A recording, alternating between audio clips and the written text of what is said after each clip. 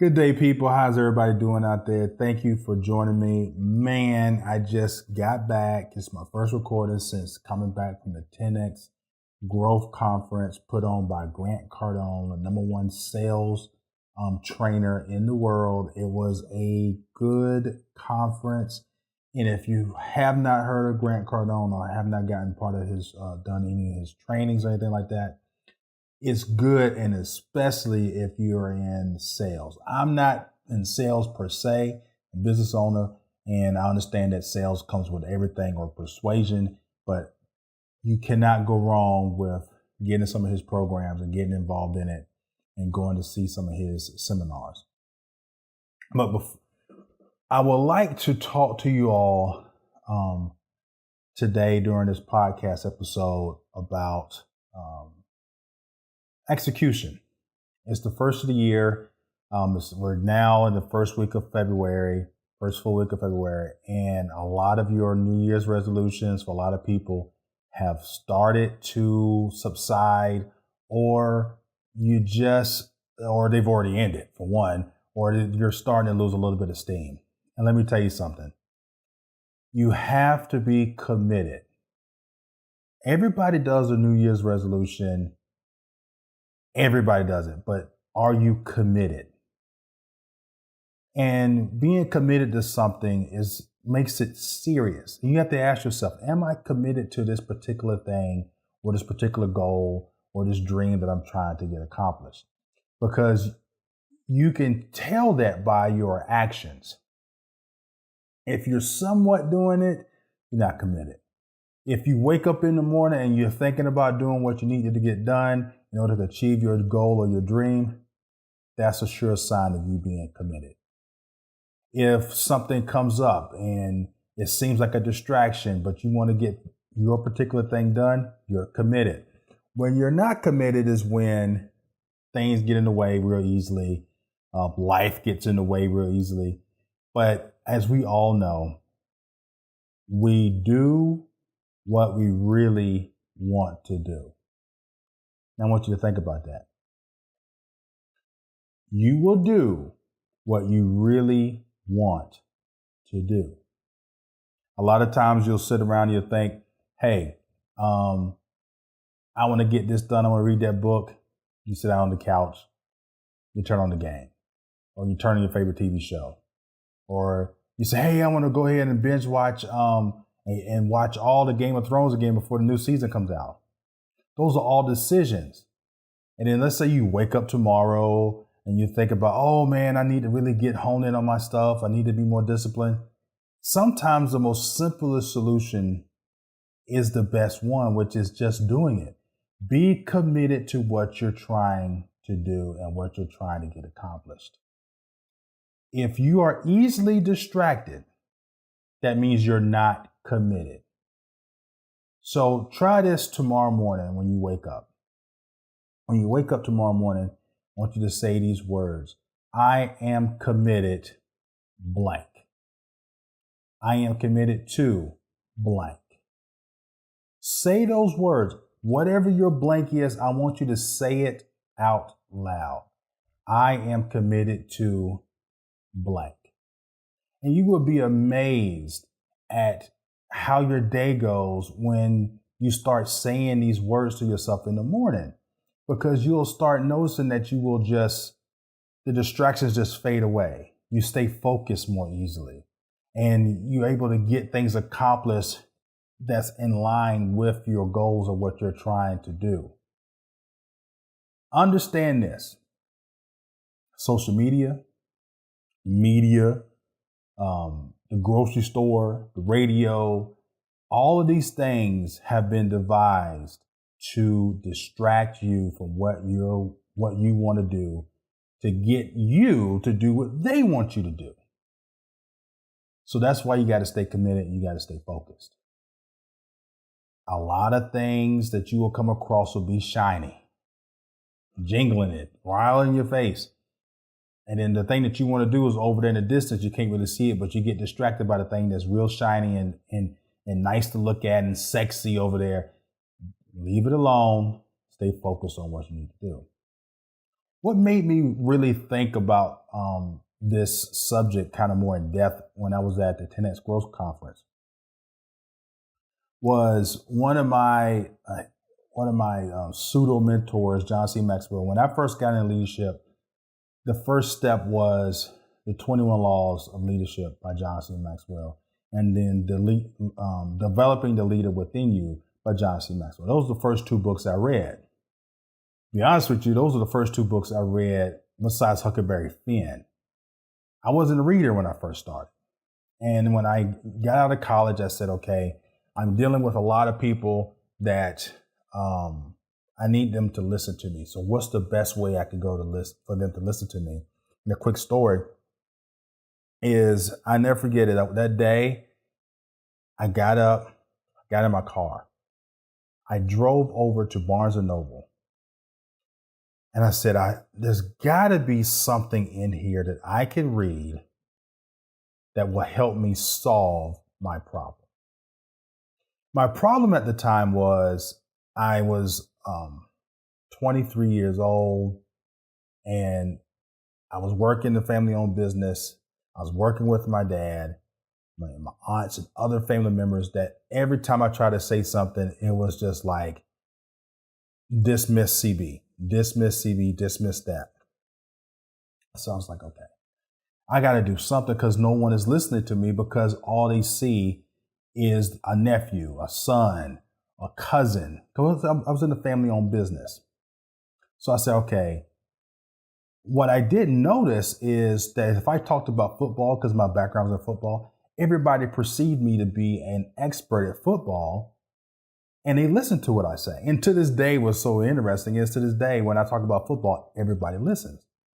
So I said, okay, I've got to learn something in leadership, or just learn something and get people to listen to me. So that's when I gravitated to the business section of Barnes & Noble, and that's when I found John C. Maxwell. So you can just believe that I was excited to see John C. Maxwell at the conference this past weekend. One of the things that he said that really stuck out with me was he talked about the power of five. And what he talked about in his story, he says, imagine that you are getting up, you go outside, you grab your axe, and you swing that axe at a tree 5 times. You put the axe down, you go back in the house.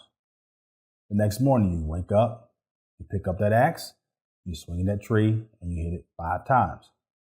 Now, he kept saying this over and over again. Then he asked a question to the crowd. He said, what do you think is going to happen to the tree? And everybody was like, it's just going to fall. He said, exactly. It's going to fall.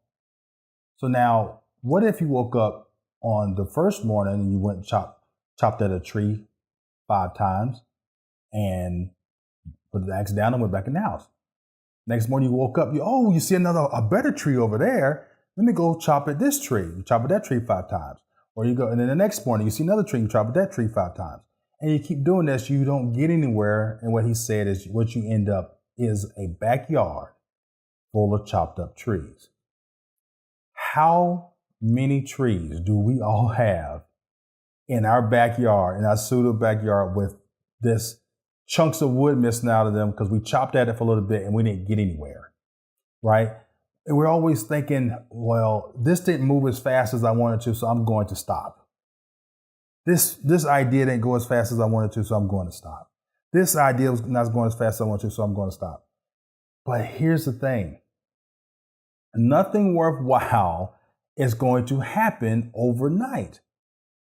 We tend to think of things, Generation X, and we love to give the millennials a hard time, but Generation X and the millennials, we've all come up in the era of the microwave and thinking that we can get our food and everything gratification instantly. We want instant reward. I do this, I want an instant reward. If I work out for a week, I want to lose 20 pounds. It just does not work that way, right? We know this, but we keep saying that that's what we wanted. We keep falling in that trap. But you know who the successful people that we see? They're consistent. They're constantly hitting at that tree every day. Every day. Boom, boom, boom, every day. Now, here's the one thing that was interesting about what John C. Maxwell had mentioned is that he just said 5 swipes at the tree. And if you listen to the story, he's saying in the morning. He didn't say chop at this tree every single day, all day long. He said, wake up in the morning, swing 5 times at the tree, put your axe down, and come back tomorrow and work on the tree.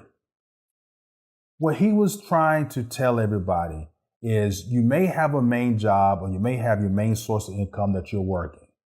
But what parts during the day can you swing at your dream or your second stream of income or your third string of income? Just swing at it. 1, 2, 3, 4, and 5. And then put the axe down. Over time, the tree is going to fall. Then you've got your second stream of income. And then you wake up the next morning, you work on your third stream of income. Then your fourth stream of income. Then your fifth stream. You see where this is going? So, but we tend to work on multiple streams at the same time, and then we get nowhere but frustrated and wonder why it's not working. It's not working because you're not focused. You got to stay focused on what you want to do. Now, during the 10X Growth Conference, Steve Harvey came on and talked about knowing what your purpose is, what your passion is, and he talked about how making sure that you are doing what you are good at and what just comes naturally easy to you that may be difficult for other people. That is what your purpose, your God-given talent is what you're able to do without even really blinking, and that's what you're good at, okay? So focus in on that. If you don't know what tree that you want to chop down, try to focus on those type things, and then it will just become easy. You'll wake up in the morning, it'll be second nature to chop at that tree, put the axe down, and move on to your regular, throughout your day, your regular life, your regular job, blase, until you're able to get out of your regular job and you can move and make your full pay and make your livelihood out of what you love to do. I know it's going to be hard to stay consistent because of all the distractions that's out there, especially if you're someone like me who listens to motivational speakers, gurus all the time. Everybody's got their own certain way of doing things, but you got to be self-aware and understand that you got to be consistent. Because if you really look at or listen to most of the people that's out there, everybody's generally saying the same thing, which is be consistent in what you're doing and then know what you're doing and then know why you're doing it. Usually that why is the reason that will keep you going when times get tough. I know everybody's seen that Instagram post, remember why you started so you'll keep going. So it's like we see these Instagram posts, we see these quotes on Instagram, on social media, but do we follow it? Do we really understand it? Do we internalize it?